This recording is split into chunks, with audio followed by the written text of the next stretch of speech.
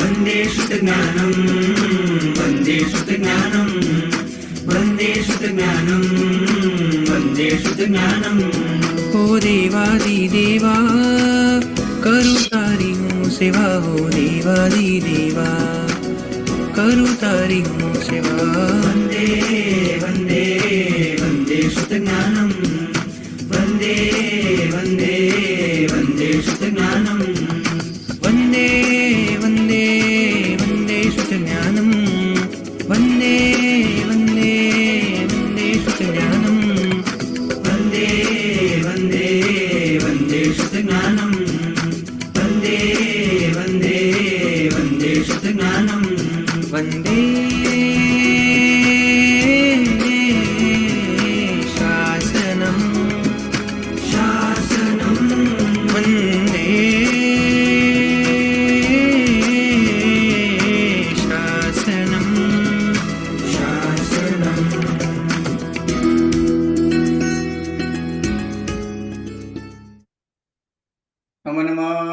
प्रणाम।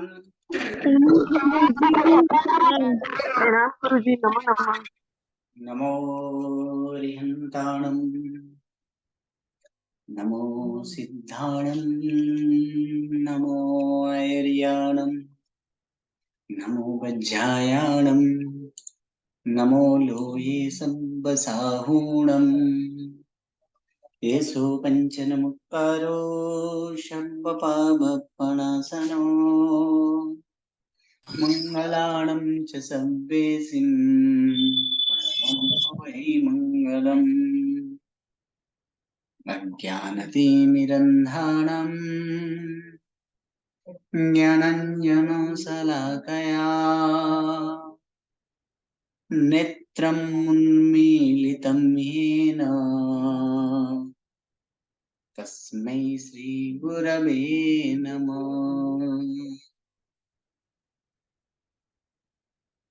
परम पूज्य पूज्यपाद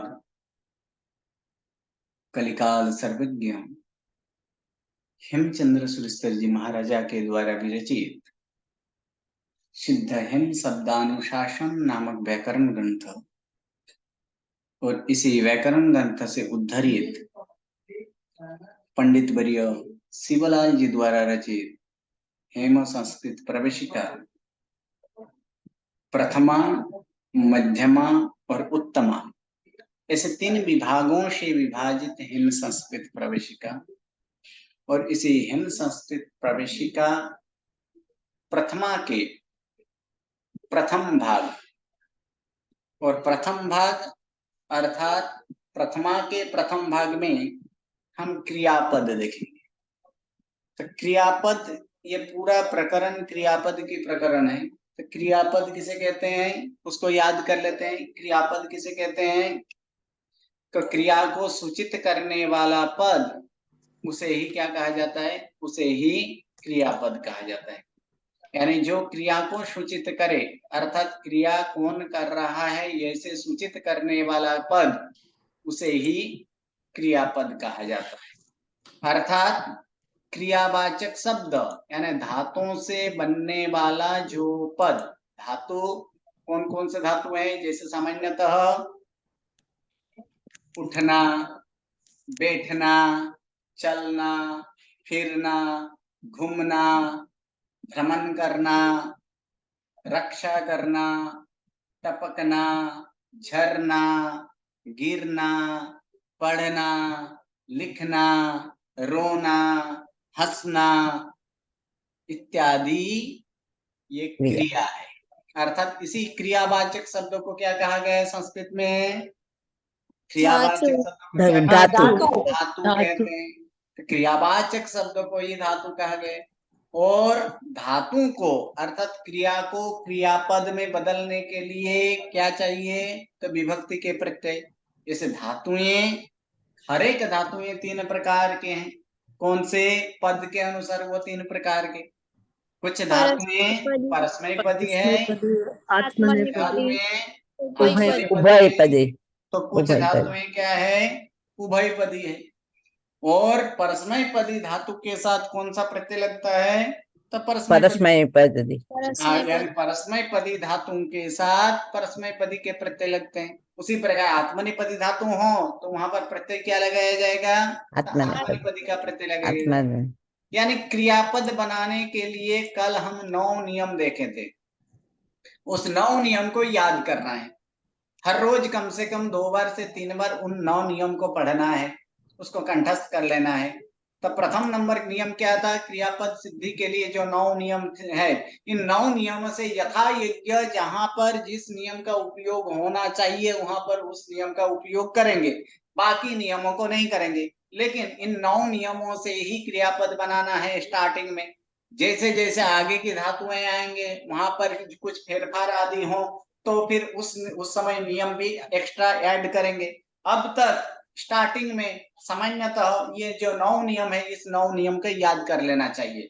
तो प्रथम नंबर का नियम क्या था कि क्रियावाचक शब्द को धातु कहा जाता है। प्रथम नंबर नियम, क्रियावाचक शब्द को धातु कहा जाता है।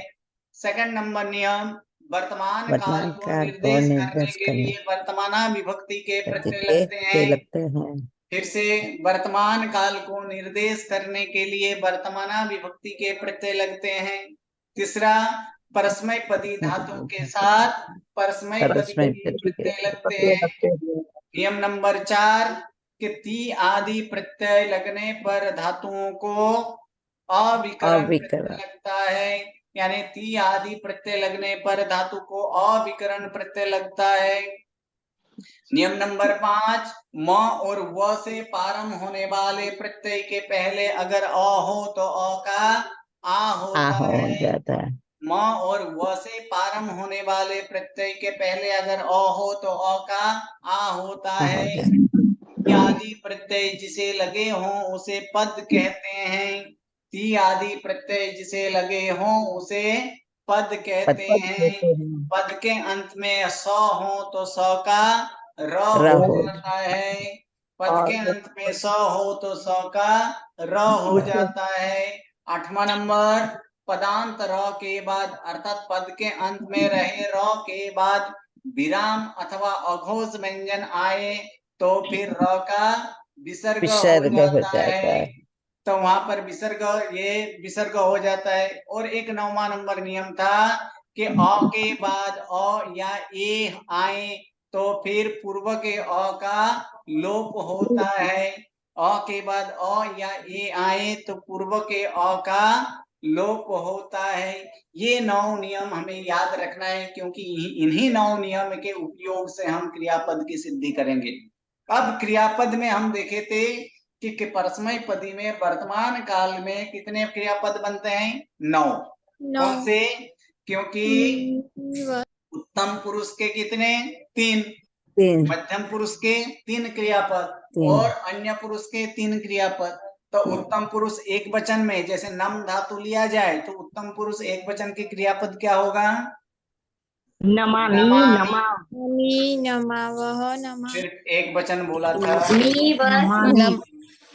नमामि, नमसि, एक वचन बोला कि उत्तम पुरुष एक वचन का नमामि, क्या होगा, नमामि। उत्तम पुरुष द्विवचन का रूप नमावः, नमावः। उत्तम पुरुष बहुवचन का रूप नमामः, नमामः। मध्यम पुरुष एक वचन का रूप नमसि, नमसि। मध्यम पुरुष द्विवचन का रूप नमतः, नमतः। मध्यम पुरुष बहुवचन का रूप नमतः, नमतः। अन्य पुरुष एक वचन का रूप नमति, नामति। अन्य पुरुष द्विवचन का रूप नमतः, नमतः। अन्य पुरुष बहुवचन का रूप नमन्ति नमन्ति। अब दूसरा एक धातु ले लेते हैं, पठ धातु। पठ धातु का उत्तम पुरुष एक वचन, पठामि पठामि पठामि। उत्तम पुरुष द्विवचन, पठावः पठावः। उत्तम पुरुष बहुवचन, पठामः पठामः। मध्यम पुरुष एक वचन, पठसि पठसि। मध्यम पुरुष द्विवचन, पठतः पठतः। अन्य पुरुष मध्यम पुरुष बहुवचन, पठथ पठत। अन्य पुरुष एक वचन, पठति पठति। अन्य पुरुष द्विवचन, पठतः पठतः। अन्य पुरुष बहुवचन, पठन्ति पठन्ति। पत धातु लेते हैं। पत धातु का उत्तम पुरुष एक वचन, पठामि पतामि। पत धातु का उत्तम पुरुष द्विवचन, पतावः पतावः। पत धातु का उत्तम पुरुष बहुवचन, पतामह। पत धातु मध्यम पुरुष एक वचन, पठसि पतसि। मध्यम पुरुष द्विवचन, पतथः पतथ। मध्यम पुरुष बहुवचन, अन्य पुरुष एक वचन। सर बहुत ज्यादा डिस्टर्बेंस आ रहा है, कुछ समझ में नहीं आ रहा है। एक मिनट, डीजल बेन आपका जो है आप म्यूट ही रखें, आपके वहां से बहुत ही डिस्टर्ब आ रहा है। अन्य पुरुष एक वचन, पठति पतति। अन्य पुरुष द्विवचन, पठतः पततः। अन्य पुरुष बहुवचन, पठन्ति पठने। पत धातु था, पतन्ति। पतन्ति और संस्कृत व्याकरण में भी जब क्रियापद आदि का स्टार्ट किया गया तो वहां पर ये तीन धातु बताए, नाम, पाठ और पद। इसके पीछे भी कारण है, नाम, पाठ और पद। कि पठ धातु को बीच में रखा गया है। पठ धातु को अगर देखा जाए उसको बीच में रखा गया है कि प्रथम धातु जो है, प्रथम धातु क्या है? प्रथम धातु है नम, यानी यहाँ पर प्रथम धातु है नम, जिसका अर्थ क्या होता है? नमस्कार नमस्कार करना। उसके बाद दूसरा धातु दिया गया है कि पठ, जिसका अर्थ है पढ़ना। और तीसरा धातु दिया गया है यहाँ पर पत, जिसका अर्थ है गिर जाना, अर्थात गिरना। तो इसके पीछे ही है, कभी भी सम्यक ज्ञान आदि का अभ्यास करें तो अभ्यास करने से पहले क्या करना चाहिए वो प्रथम बताएं। नमस्कार। पढ़ने से पहले नमस्कार करना चाहिए। अगर पढ़ने से पहले नमस्कार नहीं करें तो फिर हमारा थर्ड स्टेप होता है। थर्ड स्टेप यानी क्या हो जाता है? वहां पर गिरना, हम गिर जाते हैं। इसीलिए इस हेतु से भी यहाँ पर तीन धातु जो है, प्रथम तीन धातु जो दिया गया है वह है नम, पठ और पत। अतः ये नम, पठ यानी पढ़ने, ये पढ़ाई करने से पहले नमस्कार करना, ये हमारे एक शिष्टाचार है। ये हमारे एक शिष्टाचार के स्वरूप में है, शिष्ट पुरुषों के आचरण के स्वरूप में है। कहीं भी आचरण आदि देखे कि जितने भी ग्रंथ है, सर्वप्रथम ग्रंथ में क्या आता है? विषय आ जाता है कि मंगलाचरण किया जाता है? मंगलाचरण। मंगलाचरण। तो मंगलाचरण के स्वरूप में नमस्कार आदि स्वरूप में क्या जाता है ना? नमस्कार स्वरूप में, स्मरण स्वरूप में, तो इन सब में क्या है? नमस्कार आदि आता है। तो इसीलिए हर एक ग्रंथ, कोई भी ग्रंथ हो, चाहे वो पढ़ना हो, लिखना हो, कुछ करना हो, तो उसके पहले क्या करना चाहिए? नमस्कार करना चाहिए। इसलिए सर्वप्रथम क्या, पढ़ाई के लिए सर्वप्रथम नमस्कार होना चाहिए, चाहे हम कोई भी सूत्र का ही अभ्यास क्यों ना कर रहे हो।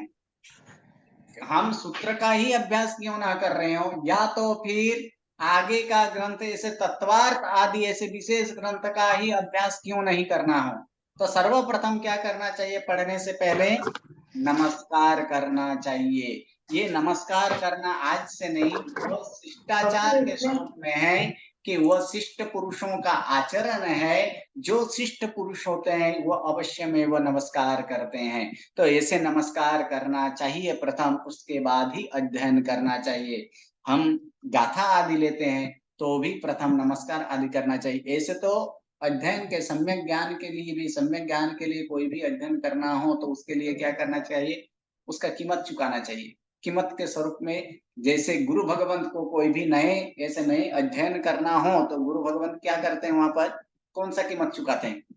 योग का उद्वहन करते हैं, योगोद्वहन करते हैं, योग करते हैं। कोई भी आगम ग्रंथ हो, आगम ग्रंथ को सर्वप्रथम क्या किया जाता है? आगम ग्रंथ से पढ़ने से पहले उसके उसके समय उसके जो योग होता है उन योग किया जाता है, और योग आदि करने के बाद ही वो अनुज्ञा प्राप्त करते हैं, और अनुज्ञा प्राप्त करने के बाद ही उसका अध्ययन आदि करते हैं। तो उसी प्रकार, तो इस प्रकार कोई भी पहले के समय में ऐसे भी था, जिस ग्रंथ का अभ्यास करना हो तो उस ग्रंथ को सामने रखकर, ऐसे साफड़ा आदि में रखकर, उसको प्रदक्षिणा आदि देकर, उसको नमस्कार आदि करने के बाद ही उसे पढ़ाई कर, उसके बाद पढ़ाई ये प्रारंभ होता था। तो यहाँ भी कोई भी ग्रंथ अगर हमें कठिन लग रहे हो तो इससे भी क्या होता है, इससे भी ऐसे नमस्कार आदि करना, ज्ञान आदि के प्रति विनय आदि करना, ये इससे इस कारण क्या होता है, ज्ञानावरणीय कर्म का क्षयोपशम जल्दी होता है, ज्ञानावरणीय कर्म का क्षय ज्यादातर होता है, जिस कारण ये हम शीघ्र से इस ज्ञान को प्राप्त कर सके, ऐसे भी होता है। तो हर रोज कोई भी चीज हो, कुछ भी पढ़ना हो तो पढ़ने से पहले नमस्कार करना, ग्रंथकार को नमस्कार करना, ग्रंथ को नमस्कार करना, और उसके बाद ही ये पढ़ाई आदि चालू करना। तो सर्वप्रथम यहाँ पर हम एक ये देखेंगे कि ये सारे जो रूप अभी देखें, नमामि, नमाभः, नमामः, नमसि, नमथः, नमथ, नमति, नमतः, नमन्ति, ये तो हम तो रूप बोल गए। धातु तो नम है, या तो पठ धातु का रूप देखा, तो पठ धातु का हम लोग ने रूप क्या देखा कि पठामि, पठाभः, पठामः, पठसि, पठथः, पठथः, पठति, पठतः, पठन्ति। लेकिन ये सब रूप सिद्ध कैसे हुआ? धातु तो नम था, या तो धातु तो पठ था, या तो धातु और कोई भी हो, रक्ष है, जीव है, चल है, अर्च है, वस है, वद है, ये सारे धातु हैं, लेकिन उनका रूप इस प्रकार से कि प्रथम पुरुष एक वचन, तो उसमें वद धातु ले तो वहां पर क्या हो जाता है, बदामी। है धातु वद, लेकिन बदामी कैसे बन गया? है धातु पठ, लेकिन प्रथम पुरुष द्विवचन का रूप पठाबह हो जाता है। रक्ष धातु है, अन्य पुरुष एक वचन में रक्षति हो जाता है। ये सिद्ध कैसे हुआ? ये रक्ष यानी रक्षति क्यों हो गया, नमामि क्यों हो गया? तो उसी को आज सिद्ध करना है। तो ये नमामि बोले, रक्षति बोले, पठाबह बोले, वसाबह बोले, वसामह बोले, खादामह बोले, खादसी बोले, इत्यादि जो भी है, इन सारों को क्या बोला जाता है? ये एक एक पद बन चुका है। और ये किसका पद है? तो क्रिया सूचित करने वाला पद है ना, क्योंकि नम क्या है? क्रिया है, और उसी क्रिया को सूचित करने वाला पद है, इसलिए इस पद का नाम क्या है? इस पद को किस नाम से हम जानते हैं? क्रियापद। तो ये क्रियापद जो है, इन्हीं क्रियापद को आज हम सिद्धि करेंगे, इस क्रियापद की सिद्धि करेंगे। एक वस्तु निश्चित है, यहाँ पर ध्यान रखना है कि सिद्ध किया गया वस्तु को ही हमें सिद्ध करना है, क्योंकि एक्चुअल पहले से नमामि सिद्ध है कि नहीं है? नमामि पहले से ही सिद्ध है, और उसी नमामि को हम यहाँ पर सिद्ध करेंगे। किस प्रकार से ये नमामि बना है, यानी दूसरा कोई और चीज सिद्ध नहीं करना है, हमें इतना सरलता इसमें रखना है कि जो चीज जो सिद्ध हुआ है उसी को सिद्ध करना है, और सिद्ध करने के लिए अर्थात उसको प्रूव करने के लिए नियमों की जरूर होता है। तो ये नियम आदि जो देखें, तो ये 9 नियम यहाँ पर हम देखें, तो इन्हीं 9 नियम के सहायता से हम सिद्ध करेंगे कि किस प्रकार उसे सिद्ध करना है। जैसे कि मान लीजिए कोई सुथार को एक टेबल बनाना हो, तो टेबल बनाने के लिए क्या क्या चाहिए? डायरेक्ट वो टेबल बनाने लग जाएंगे कि टेबल के लिए सामग्री जो जो चाहिए वो सामग्री का पहले एकत्रित करेंगे? क्या करेंगे? सब सुथार सामग्री इकट्ठा करेंगे। सामग्री एकत्रित करेंगे। उस सामग्री में ऐसे क्या करते हैं, सबसे पहले लकड़ी आदि लेंगे, लकड़ी आदि लेने के बाद उसके अनुसार खिला आदि भी, ये खिला जो होता है वो खिला भी लेंगे। तो खिला भी जात जात के होते हैं, कोई कभी कभी ऐसे जो क्या बोलते हैं उसको, जो खिला जो होता है कभी 1 इंच का होता है, कोई 1.5 इंच का होता है, कोई 2 इंच वाला होता है। ये अलग अलग जात के खिला आदि भी लाते हैं, उसमें सोल्यूशन आदि भी लाते हैं। यानी ये सारे जो है कि ये सारे सब एकत्रित करने के बाद वो टेबल बनाने के लिए वो प्रयत्न करेंगे, वो टेबल बनाएंगे। तो क्या यहाँ पर अगर देखा जाए, जैसे कि खिला आदि से इसको जोड़ते हैं, एक लकड़ी को दूसरे लकड़ी के साथ जोड़ा जाता है, क्या उस समय एक ही जात के सारे खिला लगा देते हैं कि उनमें यथा योग्य जो खिला उसके अनुसार वो लगाएं, जिसका अनुरूप हो वही लगाएंगे ना। जहां जी, पर 2 यथा इंच के योग्य। खिला लगेगा तो वहां पर क्या लगाएंगे, 1 इंच वाला कि 2 इंच वाला? 2 इंच वाला। 2 इंच वाला। जहां पर 1 इंच का लगेगा वहां पर 1 इंच वाला 1 इंच लगाएंगे। वाला। तो उसी प्रकार यहाँ पर लेकिन सुधार साथ में सब कुछ रखते हैं, 2 इंच वाला भी रखते हैं, 1 इंच वाला भी रखते हैं, 1.5 इंच वाला भी रखते हैं। उसी प्रकार हमारे यहाँ पर सामने खिला के समान ये 9 नियम है। यहाँ पर जिस क्रियापद को बनाने के लिए जो यथायोग्य नियम होगा उसके अनुरूप ही हम क्या करेंगे, उस नियम का प्रयोग में लाएंगे। तो अब क्रियापद के स्टार्ट करते हैं कि क्रियापद कैसे बनाए जाते, क्रियापद की सिद्धि कैसे हुई है। तो क्रियापद की सिद्धि यहाँ पर नमामि, ये सत्य रूप है कि असत्य रूप है उसको भी सिद्ध करना है। इससे इतना बुद्धि के इसमें सूक्ष्मता की तीव्रता कि ऐसे ऐसे क्या बोला जाता है उसको, क्षयोपशम इससे भी ज्यादा होता है कि एक वस्तु तो इसमें सिद्ध हो जाता है संस्कृत पढ़ने से कि कोई भी वस्तु मानने से पहले उसको सिद्ध करना चाहिए। यानी उसको सिद्ध, क्या ये जो मैं बोल रहा हूँ ये सही बोल रहा हूँ कि गलत बोल रहा हूँ, ये सही लिखा है कि गलत लिखा है। कहीं कहीं ऐसे भी लिखा होता है कि जैसे विद्यार्थी के जगह विद्यार्थी, ऐसे भी ध के साथ ये जोड़ देता है। तो क्या वो रूप सही है कि गलत है? गलत है। रामायण के जगह कुछ जगह क्या कर देते हैं, रामायण न कर देते हैं। तो ये न का अण क्यों होता है वो भी यहाँ पर देखेंगे। तीक्ष्ण, तो तीक्ष्ण के जगह ये अण के जगह कुछ जगह पे तीक्ष्ण हो जाता है, क्यों हुआ है? इसके पीछे भी नियम के कारण है, क्यों हुआ है वो सारे ये संस्कृत व्याकरण आदि, ये संस्कृत आदि से भी वो पता चलता है। तो ये साथ में यहाँ पर ये करना है कि नमामि जो है कि नमामि ये जो रूप है कि ये सत्य है कि असत्य है, यानी सत्य है कि असत्य है, उसको भी यहाँ पे नियम द्वारा हम सिद्ध करेंगे। तो नमामि जो बना है वो नमामि किस प्रकार से बना है उसको यहाँ पर देखेंगे। सर्वप्रथम तो नमामि पद की सिद्धि, तो नमामि पद की सिद्धि के लिए हमें क्या चाहिए? सर्वप्रथम जैसे मान लीजिए कि एक टेबल बनाना हो तो टेबल बनाने के लिए क्या चाहिए? सर्वप्रथम लकड़ी चाहिए ना। जी। यानी अगर लकड़ी का टेबल बनाना हो तो लकड़ी चाहिए, ठीक है। और उसके बाद आगे कांच का बनाना हो तो फिर क्या चाहिए? कांच चाहिए, ठीक है। और कोई ऐसे लोहे का बनाना हो तो लोहा चाहिए, स्टील की बनाना हो तो स्टील चाहिए। यानी वही चीज, तो यहाँ पर क्या सिद्ध करना है हमें? नमामि। नमामि सिद्ध करना है। तो नमामि सिद्ध करने के लिए कौन सा धातु चाहिए? नम। नमामि सिद्ध करने के लिए यहाँ धातु चाहिए नम। तो यहाँ पर नम धातु जो है कि वो नम धातु यहाँ पर सिद्ध करेंगे, यानी नम धातु जो है। तो इसीलिए नमामि में सर्वप्रथम क्या चाहिए? धातु नम चाहिए। उसी प्रकार पतामि सिद्ध करना हो तो वहां क्या चाहिए? पत धातु चाहिए। उसी प्रकार मान लीजिए रक्षामि सिद्ध करना हो तो क्या चाहिए वहां पर?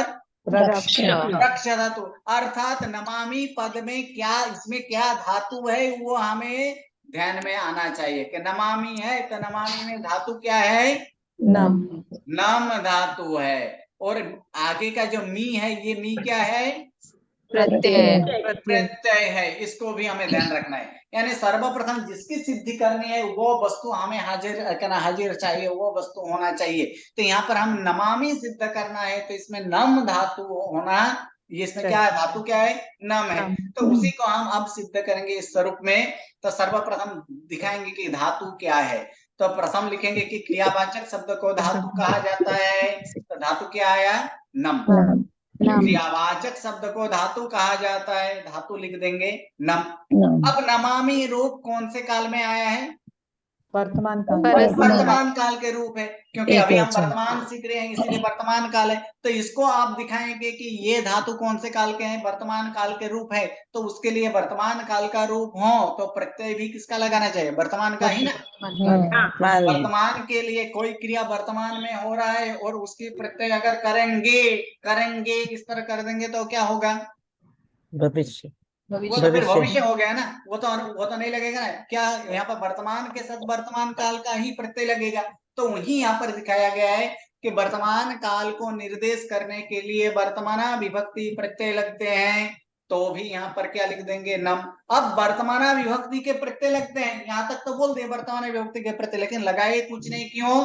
क्योंकि वर्तमान काल के लिए भी प्रत्यय 3 प्रकार से हैं।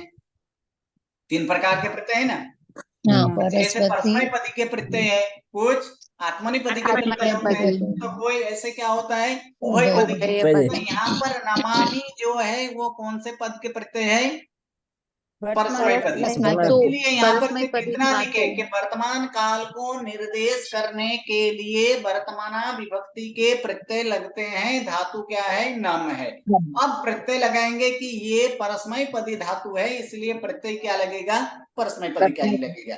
इसलिए तीसरा नंबर नियम हम क्या लगाएंगे कि परस्मैपदी धातु के साथ परस्मैपदी के प्रत्यय लगते हैं। अब परस्मैपदी के प्रत्यय अलग अलग प्रकार के होते हैं, कहीं मी लगता है, कहीं सी लगता है, कहीं ती लगता है, कहीं बस, कहीं मस्त, कहीं अंति आदि लगते हैं। लेकिन सिद्ध क्या करना है, हमें मी से सिद्ध करना है ना, इसीलिए प्रत्यय क्या लगाना है, इसमें मी प्रत्यय लगा दिए। यानी नम धातु है और मी क्या है, प्रत्यय। किसका प्रत्यय है, तब परस्मैपदी का प्रत्यय है। कौन से काल के लिए, तब वर्तमान काल। यहाँ तक क्लियर हो गया कि वर्तमान काल के लिए परस्मैपदी का यहाँ पर ये प्रत्यय लगाया गया मी, यानी नम प्लस मी। गुरुजी परस्मैपदी क्या होता है, परस्मैपदी क्या होता है? परस्मैपदी क्या है, तो वो एक स्वरूप दिखाया गया। परस्मैपदी ऐसे के, देखिए शब्द का अर्थ करेंगे तो उसका अर्थ अलग होगा, लेकिन यहाँ पर व्याकरण के आधार पर अर्थ करेंगे तो उसका अर्थ यहाँ पर अलग होगा। शब्द के अर्थ यहाँ पर करने दें तो दूसरों के लिए जो होता है उसे परस्मय पद कहता है, दूसरों के लिए जो पद वो परस्मय पद, ठीक है। परस्मय पदम इति परस्मय पदी, इस तरह से, लेकिन ऐसा अर्थ नहीं करना है। ये धातु जो है 3 प्रकार के धातु हैं, तो उनको सही करने के लिए कुछ धातु है परस्मय पदी, कुछ धातु आत्मनेपदी, कुछ धातु उभयपदी।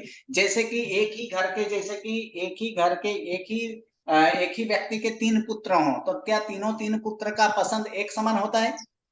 नहीं गुरुजी, नहीं होता है ना। अब बाहर से अब जानते हैं कि इनके पुत्र है, लेकिन इनका ये बड़ा पुत्र है, ये छोटा पुत्र है, या तो मध्यम, या तो मान लीजिए सहोदर है। सहोदर मतलब क्या बोलते हैं उसको, जिसको ऐसे जुड़वा, मान लीजिए जुड़वा हो, ठीक है, देखने में एक समान हो, तो देखने में एक समान होने के बावजूद उसको हम कैसे पहचानेंगे?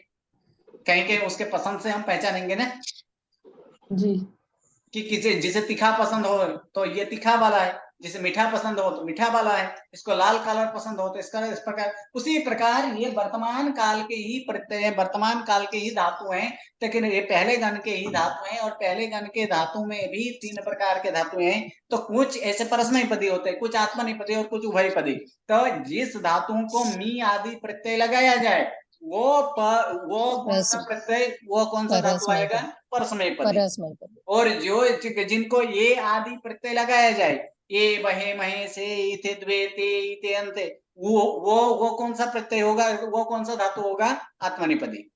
ओके। तो यहाँ पर प्रत्यय यहाँ पर लगाए हैं कि नाम प्लस मी, ये प्रत्यय यहाँ पर लगा दिए हैं कि नाम प्लस मी। तो मी प्रत्यय है और नाम क्या है, नाम धातु। अब एक नियम और देखे थे कि ती आदि प्रत्यय, ये प्रत्यय क्या ती आदि प्रत्यय में आता है कि नहीं, कल समझाए थे। ती आदि प्रत्यय में कितने प्रत्यय आएंगे, 9 के 9 पूरा के पूरा प्रत्यय आता है कि नहीं। तब उसमें आदि से, यानी आदि से सब कुछ लेना है, तस भी लेना है, अंति भी लेना है, सी भी लेना है, थस भी लेना है, थ भी लेना है, फिर मी भी लेना है, बस भी लेना है और मस भी लेना है। तो यानी ये 9 के 9 प्रत्यय, तो इसमें ती आदि में मी आता है कि नहीं आता है, आता है ना, तब मी आता है। तो इसीलिए यहाँ पर क्या लगाएंगे कि ती आदि प्रत्यय लगने पर धातु को अविकरण प्रत्यय, ती आदि प्रत्यय लगने पर धातु को अविकरण प्रत्यय। तो विकरण प्रत्यय कल समझाए थे, विकरण प्रत्यय कहाँ लगाया जाता है, धातु और प्रत्यय के बीच में, धातु और प्रत्यय के बीच में। यानी क्या होगा अब यहाँ पर, तो विकरण नहीं है कि यानी धातु और प्रत्यय दोनों को अंतर करने वाला जो प्रत्यय है उसी का नाम क्या है, विकरण प्रत्यय है। तो ती आदि प्रत्यय लगने पर अविकरण प्रत्यय लगता है, यानी नम प्लस अ प्लस मी। अब भी नमामि सिद्ध नहीं हुआ, क्योंकि इन तीनों को जोड़ देंगे, म के साथ अ जुड़ जाएगा तो नम और मी होगा, नमोमी ऐसे हो जाता है। तो रूप क्या है हमारे पास, नमामि। नमामि यानी अ को आ करना पड़ेगा। तो अ को आ करने के लिए और एक नियम हम देखे थे, वहां पर कल नियम देखे थे, क्या देखे थे? म और व से प्रारंभ होने वाला प्रत्यय अगर हो तो उसका क्या हो जाता है? तो वो आ में रहेंगे, अ का आ हो जाता है ना। हो जाता है। तो ये प्रत्यय किससे है? म से प्रारंभ होने वाला है कि ई से प्रारंभ होने वाला? म से प्रारंभ होने वाला है। मी को हम विश्लेषण करेंगे तो क्या निकलेगा? पहले म, उसके बाद ई। हम क्या बोलते हैं? मी। लास्ट में क्या बोलते हैं? ई बोलते हैं कि म बोलते हैं? लास्ट में बोलिए मी में लास्ट में क्या बोले? मी का ही उच्चारण करें। यानी इसका अर्थ क्या हुआ? ई कहाँ है? बाद में है। ई पीछे, यानी किससे प्रारंभ हुआ है? ये म से प्रारंभ होने वाला है। तो इसीलिए यहाँ पर नियम लिखेंगे कि म और व से प्रारंभ होने वाले प्रत्यय के पहले अ हो तो अ का आ होता है। अब देखिए प्रत्यय तो समझ गए कि म से प्रारंभ होने वाला है। क्या म से पहले अ है? नहीं, म से पहले अ है कि नहीं? है ना। म से पहले अ है तो ये अ है तो है। अगर अ का आ कब होगा? कि म से प्रारंभ होने वाला प्रत्यय हो और उसके पहले अर्थात म के पहले अगर अ हो तो अ का क्या हो जाता है? आ होता है। इसीलिए अब अ के जगह क्या कर दिए? यहाँ पर आ कर दिए। तो नम प्लस आ प्लस मी। अब इसको जोड़ देंगे तो नमामि होगा कि नहीं होगा? होगा गुरुजी। होगा ना। तो उसके लिए अब यहाँ पर पद वाला नियम लगा देंगे कि ती आदि प्रत्यय जिसे लगे हों उसे पद कहते हैं। तो ती आदि ऐसे मी प्रत्यय ती आदि प्रत्यय में आ गया तो ती आदि प्रत्यय जिसे लगे हों उसे पद कहते हैं। वो बोलने से ये सारे के सारे को हम जोड़ देंगे। तो म कैसे है? आधा है। म के साथ आ जुड़े तो क्या होगा? नमा माँ होगा कि नहीं? म के साथ आ जोड़ दें तो माँ। उसी प्रकार क के साथ आ जुड़े तो का का। પછી च के साथ आ जुड़े तो चा का। च के साथ ई जुड़े तो ची। प के साथ आ जुड़े तो पा। इसी तरह यहाँ पर म के साथ आ जुड़ गया तो क्या हो गया? नमामि। न तो पहले था, म के साथ आ जुड़ गया न मा और मी का मी, यानी सिद्ध क्या हो गया? नमामि। इस प्रकार से सिद्ध हुआ। कितने? ये 5 से 6 नियम। ये 6 नियम से ये सिद्ध हो चुका है कि नमामि। इस प्रकार से ये सिद्ध हो चुका है। फिर से एक बार कि क्रियावाचक शब्द को धातु कहा जाता है। तो सर्वप्रथम हम धातु दिखाएंगे कि धातु क्या है इसमें नमामि में। तो धातु नाम है। फिर वर्तमान काल को निर्देश करने के लिए वर्तमाना विभक्ति के प्रत्यय लगते हैं। यहाँ भी धातु क्या है? नम है। तीसरा नंबर नियम, परस्मैपदी धातु के साथ परस्मैपदी के प्रत्यय लगते हैं। धातु क्या है? मी। नम प्लस यानी प्रत्यय अब क्या लगाएंगे? मी, क्योंकि मी का सिद्ध करना है, यानी नम प्लस मी।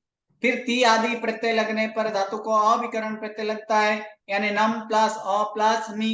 अब यहाँ देखिए कि म और व से प्रारंभ होने वाला प्रत्यय है। तो म और व से प्रारंभ होने वाले प्रत्यय के पहले अ हो तो अ का आ हो जाता है। तो ये अ का आ कर दिए, ये नम प्लस आ प्लस मी। अब यहाँ पर पद बना देंगे। ती आदि प्रत्यय जिसे लगे हो उसे पद कहते हैं, यानी पद बन गया नमामि। उसी तरह से आपको सिद्ध यहाँ पर करना है। हाँ बोलिए, क्या प्रश्न है मोना बेन? गुरुजी ये जो 5वां नियम है ना, म और व से प्रारंभ होने वाले प्रत्यय के पहले अ होता है तो उसका आ हो जाता है। तो गुरुजी म और व से प्रारंभ तो मतलब मी है तो मी म में ही लेने का गुरुजी। नम अब प्लस अ क्या प्लस मी। इसमें म और व से प्रारंभ होने वाला प्रत्यय, अब मी प्रत्यय म से प्रारंभ होने वाला आपको लगता नहीं कि मी प्रत्यय म से प्रारंभ होने वाला है ना? हाँ गुरुजी, चौथा और 5वां क्योंकि कनेक्शन ये गुरुजी। देखिए अब यहाँ पर मी का विश्लेषण करें। अब मी कैसे लिखा जाता है? अगर यहाँ पर मी लिखेंगे इसका मतलब क्या है? इसका मतलब म प्लस ई। तो भैया म प्लस ई। अब देखिए म से प्रारंभ होने वाला प्रत्यय हुआ कि नहीं हुआ? हाँ हाँ हाँ गुरुजी हुआ। बोलिए और क्या प्रश्न था? बस बराबर है गुरुजी। तो थैंक यू। गुरुजी व में भी ऐसे ही होगा? हाँ, व पीछे म और व लिखा हुआ तो व में भी ऐसे ही होगा? व से प्रारंभ होने वाला जो प्रत्यय होगा, वस और मस, ये म और व से प्रारंभ होने वाला प्रत्यय है। मी वस मस, ये तीनों तीन में 2 प्रत्यय म से प्रारंभ होने वाला है और एक प्रत्यय व से प्रारंभ होने वाला है। ई प्रत्यय, ई आदि प्रत्यय लगने पर धातु को अविकरण प्रत्यय तो यह तो मैं मी है तो मी और ती एक ही हुआ ना गुरुजी? कल आप क्लास में थे? हाँ थी गुरुजी। कल ती आदि का मतलब क्या समझाया था? आदि से क्या लेना है, क्या समझाया था उस समय? आदि से क्या क्या ग्रहण करना है? जी याद नहीं है हाँ जी, गुरुजी, याद नहीं है। बस नौ ये के नौ इसीलिए प्रत्यय। पूरा पुनरावर्तन 9 आएगा ना संस्कृत गुरुजी? के लिए रिवीजन बहुत ही जरूरी है। जो सिखाया जाता है उसको रिवीजन चाहिए चाहिए। कल क्या बोले थे? आदि से कौन कौन से प्रत्यय, जो जितने भी प्रत्यय सारे के सारे प्रत्यय को ग्रहण करना है। नौ ती क्यों संस्कृत में यहाँ पर ती आदि क्यों बोला गया है? कल भी वो सिखाया था, क्योंकि व्याकरण के हिसाब से पहले ती तस अंति सी थस थ और फिर आता है मी बस मस। और आदि से बोलेंगे तो मतलब ती से लेकर मस तक सारे के सारे प्रत्यय लेना है। ओके, और किसी को कोई डाउट? आप सबके पास प्रैक्टिस बुक होगा, यहाँ पर प्रैक्टिस बुक भेजा गया था, प्रैक्टिस बुक होगा। अगर नहीं हो तो फिर से वो उसका आप डाउनलोड कर लें, पीडीएफ निकाल लें, प्रिंट निकाल लें, और उसके बाद जितने भी वहां पर ये साधनिका आदि सिद्ध करने के लिए बोला गया उसका वहां पर आपको सिद्ध करना है। तो यहाँ पर हम देखेंगे जैसे कि नमामि गुरुजी यहाँ पर प्रैक्टिस बुक एक बार वापस डाल देना, क्योंकि आजकल वो सेव नहीं होती है। पहले स्टार्ट करते थे ना, सेव हो जाती थी। अब मैं ऐप करना, ताकि हम वो उसको प्रिंट करा देंगे गुरुजी। हाँ तो ठीक है, आज फिर से एक बार भेज देते हैं, उसको प्रिंट करवा लीजिएगा। थैंक यू गुरुजी। गुरुजी इसी ग्रुप में डालना गुरुजी। हाँ जी, ग्रुप में ही आएगा। तो इसी प्रकार जैसे कि यहाँ पर नमामि सिद्ध किए, उसी प्रकार और क्या क्या हो सकता है? तो जैसे यहाँ पर देखें तो इसी प्रकार से सिद्ध होगा। क्या होगा? पठामी, भणामी, चलामी, क्रीडामी, पतामी, खादामी, चरामी, जपामी, रक्षामी, दहामी, जीवामी, निंदामी, वदामी, अटामी, तजामी, वशामी, अर्चामी, क्षरामी, ये सारे इसी तरह से सिद्ध होगा जैसे मी प्रत्यय लग कर सिद्ध किया। अभी जैसे कि मान लीजिए एक जैसे नमामि लिया था, उसके बदले में यहाँ पर रक्षा में ले लेता हूँ कि रक्षा में सिद्ध करना है, तो क्या करेंगे? तो यही 6 नियम लगाना है। सिर्फ क्या चेंज करना है इसमें? धातु चेंज करना है। तो रक्षा में धातु क्या आ जाएगा? रक्ष। रक्ष धातु आएगा। सही है। तो इसमें क्या रखेंगे कि क्रियावाचक शब्द को धातु कहा जाता है। धातु रक्ष। रक्ष। सेकंड नंबर नियम वही, वर्तमान काल को निर्देश करने के लिए वर्तमाना विभक्ति के प्रत्यय लगते हैं। धातु रक्ष। रक्ष। परस्मय पदी धातु के साथ परस्मय पदी के प्रत्यय लगते हैं। धातु रक्ष। रक्ष और प्रत्यय मी। मी, यानी रक्ष प्लस मी। उसके बाद ती आदि प्रत्यय लगने पर अविकरण प्रत्यय लगता है, अतः रक्ष प्लस प्लस मी, यानी रक्षा मी। उसके बाद म और व से प्रारंभ होने वाले प्रत्यय के पहले अ हो तो अ का आ होता है, यानी क्या हो जाता है? रक्ष प्लस मी, यानी और अब पद बना देंगे। ती आदि प्रत्यय जिसे लगे हो उसे पद कहते हैं। तो पद क्या बन गया? रक्षामि। उसी प्रकार से ये सारे के सारे आपको ये तैयार करना है। आपको 2 बार 3 बार आदि जितने ये धातु हैं, ये जो ये क्रियापद है उसको सिद्ध करना है। आज हम सिर्फ सिद्ध क्या किए? नमामि सिद्ध किए। अब यहाँ पर नमामि सिद्ध किया गया है, उसी प्रकार बाकी के सारे जो है, अब एक पद का सिद्ध हुआ है। ऐसे कितने पद हम सिद्ध करेंगे? 9 पद। 9 पद यहाँ पर सिद्ध करेंगे। एक पद आज सिद्ध हुआ है नमामि। तो जितने भी काल में इनमें से 2-3 जन को मैं पूछने वाला हूं। ऐसे प्रथम पद अर्थात वर्तमान काल, परस्मय पदी, उत्तम पुरुष, एक वचन का जो पद की सिद्धि है, उसके बारे में कोई भी धातु यहाँ पर दूं तो उसके धातु में क्या आपको सिद्ध करने ऐसे बताना होगा। जैसे पठामी हो तो पठामी का सिद्ध करना होगा। कितने नियमों से? 6 नियमों से। तो ये सारे जो है वो सिद्ध करके अपने नोटबुक में लिखते रहिए। और आज अभी मैं इसका पीडीएफ जो है प्रैक्टिस बुक भेज देता हूँ, उसमें भी बहुत सारे हैं, उसको भी आपको सिद्ध करना है। गुरुजी भणामी का भण आएगा ना? भणामी धातु में भण धातु आएगा। हाँ पूछ लीजिए, किसी को कोई डाउट है तो पूछ लीजिए इसमें। और भण जो का धातु मतलब इसमें क्या दिख रहा आएगा है। गुरुजी? भण का मतलब क्या आएगा? हाँ जी, भण का पढ़ना मतलब क्या आएगा? पढ़ना। पढ़ना। एक एक करके पूछे, साथ में ना पूछे। आप क्या पूछे? भण का मतलब क्या होता है गुरुजी? भण का मतलब भी होता है कि पढ़ना। अच्छा, तो पट का मतलब भी पढ़ना और भण का मतलब भी हाँ, पढ़ना। पठ का मतलब भी पढ़ना होता है, भन का मतलब भी पढ़ना होता है, दूसरा भी होता है, कहना भी होता है। अच्छा, ठीक है गुरुजी। सर क्षरामी का इसमें क्षर धातु आएगा, मतलब क्षर क्षरामी में क्षर धातु है। क्षर का ओके। मतलब क्या है? क्षर का मतलब होता है कि टपकना, झरना। ओके, आशा बेन। हाँ, वही क्षरामी का ही पूछना था सोच। ओके, चलिए, नमो नमो, प्रणाम। प्रणाम गुरुजी। प्रणाम गुरुजी। नमो नमो प्रणाम गुरुजी, नमो नमः।